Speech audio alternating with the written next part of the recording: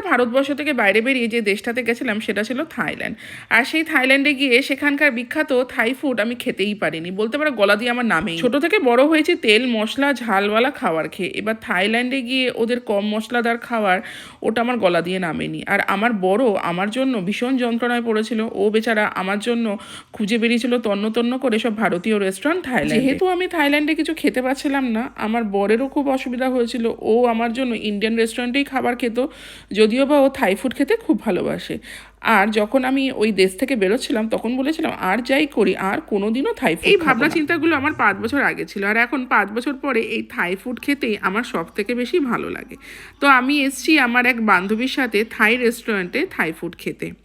Order করেছিলাম থাই basil rice, সঙ্গে নিয়েছিলাম থাই চিকেন কারি আর একটা। সেদিন ছিল বিশ্বকাপ ফুটবলের কোনো একটা ম্যাচ, সবাই দেখছিলাম মন দিয়ে খেলাধুলা দেখছে। আমরা এখান থেকে খাওয়া দাওয়া শেষ করে বেরিয়েছিলাম বাইরে, সুন্দর রাস্তা দিয়ে হাঁটতে হাঁটতে অর্ডার করেছিলাম 3টে বাবল টি আর গেছিলাম একটু পেস্ট্রি শপে, সেখান থেকে কিনেছিলাম বেশ কিছু পেস্ট্রি।